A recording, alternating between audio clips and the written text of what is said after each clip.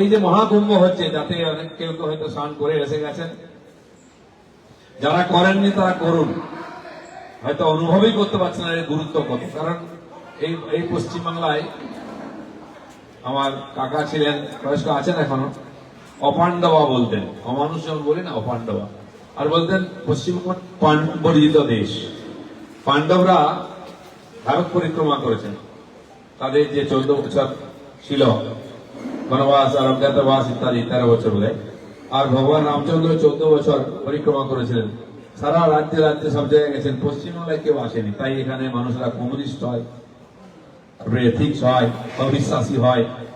আর অবিশ্বাসীরা প্রভাব বিস্তার করে, কারণ আমাদেরও বিশ্বাস কমে গেছে। ভগবানের স্পর্শ ছাড়া এটা হয় না, ভগবানের পাদস্পর্শ ছাড়া হয় না।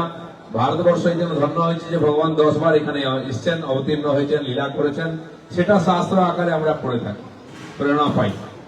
আর এই সবই গ্রহ নক্ষত্র এবং ভগবানের ইচ্ছায়, আমাদের ইচ্ছায় নয়। নাহলে আমরা যখন জন্মেছি, এই দেশে আছি জীবিত অবস্থায়, তখন কেন মহাকুম্ভ হচ্ছে? 6 বছরে অর্ধকুম্ভ, 12 বছরে পূর্ণকুম্ভ। 12টা পূর্ণকুম্ভ হলে 144 বছরের মহাকুম্ভ। আমার বাবা ঠাকুরদা, তার ঠাকুরদা দেখতে পাইনি।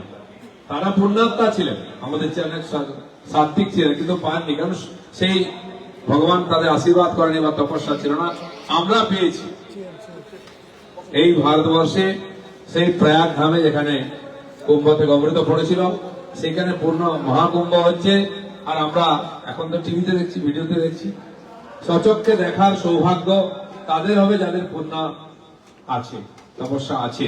না হলে কাছে থাকলেও হয় না। গঙ্গার ধারে যারা থাকে তারা ওই গঙ্গা স্নান করে না। দূর থেকে তামিলনাড়ুর লোক এসে এখানে গঙ্গা স্নান করে যায়, কেরালা থেকে, মহারাষ্ট্র কাছে। এখানকার লোক করেন, তাদের কাছে বাকি জল আর গঙ্গা জল সমান। কারণ তার বোধ নাই, তার দৃষ্টি নাই, তার সংস্কার নেই।